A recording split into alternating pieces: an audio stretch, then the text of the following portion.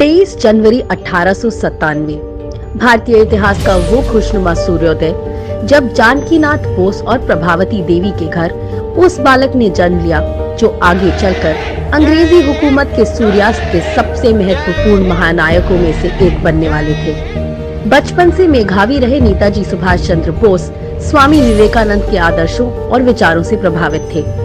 England में civil सेवा में चौथा स्थान प्राप्त करने वाले नेताजी सुभाष चंद्र बोस ने जलियांवाला बाग नरसंहार से दुखी होकर सिविल सेवा से त्याग पत्र दे दिया। यहीं से आजादी के संघर्ष में नेताजी सुभाष चंद्र बोस का प्रवेश हुआ और भारत आते ही वो गांधी जी से प्रभावित होकर कांग्रेस में शामिल हो गए और सविनय अवज्ञा आंदोलन से जुड़ गए। 1923 में नेताजी सुभाष चंद्र बोस युवा कांग्रेस के राष्ट्रीय अध्यक्ष और बंगाल कांग्रेस के सचिव बने। 1925 में राष्ट्रवादी गतिविधियों यानी सीधे शब्दों में कहें तो आजादी की लड़ाई लड़ने के जुर्म में नेताजी सुभाष चंद्र बोस को मांडले जेल भेज दिया गया। 1927 में जेल से बाहर आते ही कांग्रेस ने उनको महासचिव बनाया और यहीं से पंडित जवाहरलाल नेहरू और नेताजी सुभाष चंद्र बोस की युवा जोड़ी जल्दी ही भारतवर्ष में लोकप्रिय हो गई और इनसे न केवल कांग्रेस बल्कि आजादी के आंदोलन को भी गति मिली। नेताजी सुभाष चंद्र बोस और पंडित नेहरू दोनों युवा कांग्रेसी पूर्ण स्वराज के पक्ष में थे। यही कारण है कि दोनों युवा नेताओं ने 1928 में डोमिनियन स्टेटस के प्रस्ताव का विरोध किया। 1931 में नेताजी सुभाष चंद्र बोस को फिर जेल भेजा गया, लेकिन जेल की सलाखें भारत माँ के इस बहादुर बेटे के इरादों को कमजोर नहीं कर सकती थी। 1938 में नेताजी सुभाष चंद्र बोस कांग्रेस के राष्ट्रीय अध्यक्ष बने।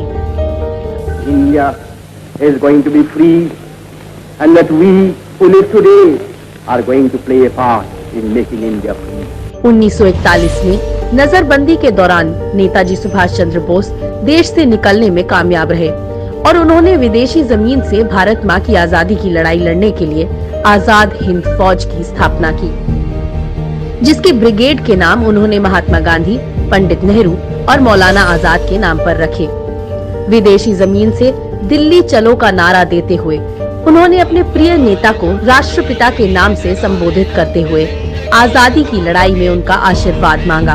तुम मुझे खून दो, मैं तुम्हें आजादी दूंगा का नारा भले ही नेताजी ने विदेशी जमीन से दिया था, लेकिन इस नारे ने भारत में आजादी की लड़ाई लड़ रहे युवाओं में भरपूर जोश भरने का काम किया। गुलामी की जंजीरों को तोड़ने के लिए एक दिल एक प्राण होकर कटिबद्ध हो जाइए। हिंदुस्तान अब गुलाम नहीं रह सकता और न कोई ताकत इसे गुलाम रखी सकती है। आज नेताजी हमारे बीच नहीं है, लेकिन देश प्रेम और भाईचारे के उनके आदर्श एवं विचार आज भी हमारा मार्गदर्शन कर रहे हैं। हम सबको मिलकर युवाओं के चहेते नेताजी के सपनों का भारत बनाना है। यही उस महानायक सच्चे देश प्रेमी को सही मायनों में श्रद्धांजलि होगी। जय हिंद।